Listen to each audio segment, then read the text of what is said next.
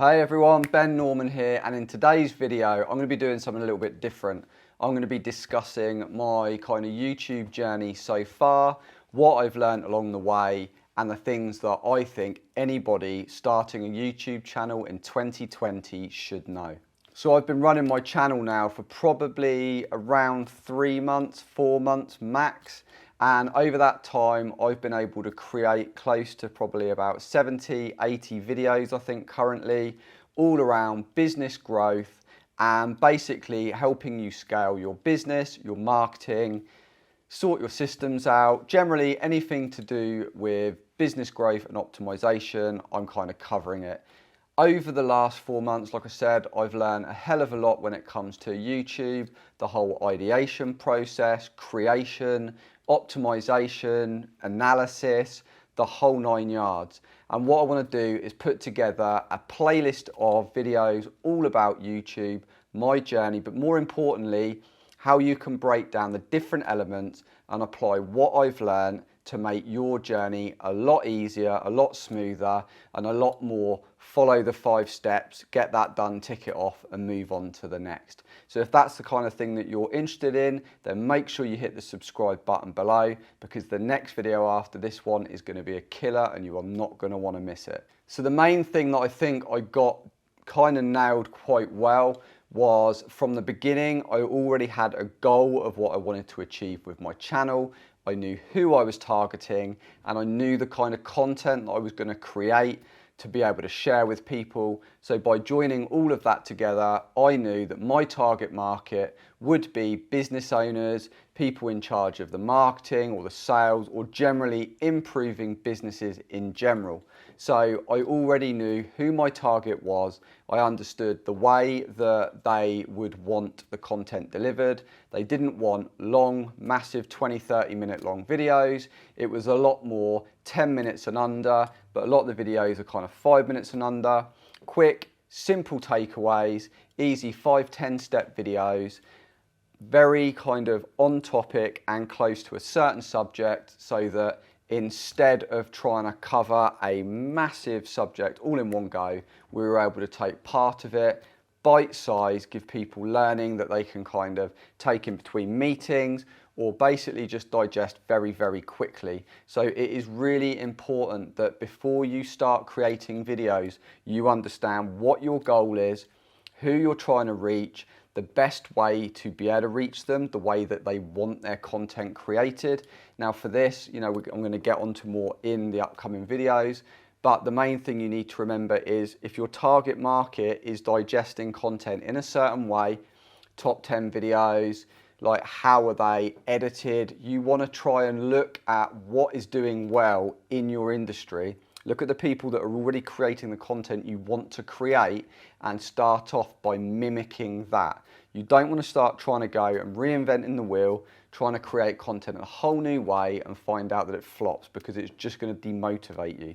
You want to basically look at what's working, start off creating content like that, and then adapt it over time. Put your own kind of style on it and your own spin on it. But make sure you understand from the get-go what the goal is of your channel and your content, who you're actually creating that for, and also how they are consuming that content, and make sure you've got those 3 parts nailed before moving on. The other thing that I found really key was having a framework, having an overall structure, workflow for exactly how you were going to create each video. So from the beginning, you'd start off, you'd have an idea for a video, you'd go and do your research, you'd find out the kind of video that you want to create, the keywords that are going to be in that video, what it's about, roughly how long it's going to be, how you're going to deliver it, how the content's going to look, how you're going to edit it. And you've got this in an easy kind of workflow, so that as you're going through each of your videos, you're not going to suddenly get to a later stage and find out that you've missed something. So often it is so easy to kind of get to a later stage and then realize that actually you didn't take a really good picture to be able to use for your thumbnail. Then you're forced to go scrubbing back through video and trying to find a semi-decent pause face. And let's face it, we all know when you're trying to find a pause face, it is not a very nice task, and it is very hard to find one that you can even use. So it is really important to kind of grab a photo, but I'm getting onto a later module. So bringing it back, you basically need to make sure that you understand what your framework is, how you're going to do it every time, so that you make sure you're not missing things and that everything that you produce is consistent and it's on point. Another big stumbling block that people find is actually getting hung up on all the camera gear, lighting, mics, the whole lot. Now, I cover this as well in one of the later modules, but basically, what have you got? That's what you start with. Most people have all they need in their pocket. You've got a camera phone. Most people are rocking the new iPhones, you know, they've got the new Samsung Galaxies, whatever it is. The cameras and the capabilities of these things now is immense. As long as you've got good lighting that you can get from a good window, as long as you can see and frame yourself properly, the only addition that you really need is a mic. And a lot of the time you can get a very simple lav mic like what I'm wearing. You know, this one is more of a remote one, so I'm not cabled to my camera, but you can get a very simple one that can cable straight into your iPhone. And basically you've got all the quality of a lav mic plugged straight into your phone. You know, even down to editing and people getting hung up on that, depending on the level of finish that you want and the level of editing that you want to get involved in, you know, you can download iMovie or whatever straight onto your iPhone and then edit for free straight from your iPhone and upload to YouTube straight from your iPhone. You know, getting hung up on kit and different cameras and lenses, yes, they are nice to have. Yes, you know, having a ring light makes your life a lot easier because you are not dependent on light. But these are all things like ring lights, you know, little cabled lav mics. These are not expensive purchases. And like I said, even if you can't afford anything else, buying like a £15 lav mic off of Amazon that can plug straight into your iPhone, using the light from a good window behind the camera and in front of you to basically make sure that you are well lit. You know, little things like this, that's all you need to be able to start a YouTube channel.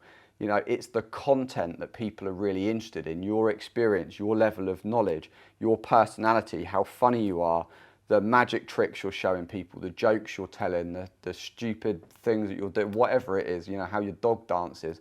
Depending on the content that you're going to create and how you're trying to come across to your audience, what you normally find when it gets to kit, this is the stumbling block that most people use basically as an excuse to not start. You've got to remember all of these things, your brain will try and keep you in your safety net, you know, and everybody is fearful of kind of getting on camera, looking a bit stupid, or, you know, oh, what if I get a trial? What if someone says something horrible in the comments? You know, it's gonna happen at some point. You just have to get on board with it. At the end of the day, the first videos that you create are probably going to be a bit bad. You know, it's like when I look back at some of my early videos, and I've only been doing it a while, and I'm used to public speaking, standing up in front of lots of people and talking. You know, even when I first started, I look at myself on camera and I kind of appear quite wooden, I'm not very animated, I'm kind of quite a muted version of myself. Whereas as I've recorded videos over the last few months, I've kind of just relaxed a lot more. You get a lot more used to talking to a tiny little hole in the front of a camera rather than a human. Lockdown's probably helped with that. But you know, it's all about just basically practicing your art, just getting started, accepting that the first few videos you do are not going to be your best ones, that you will get better, but you are not going to get better until you start recording.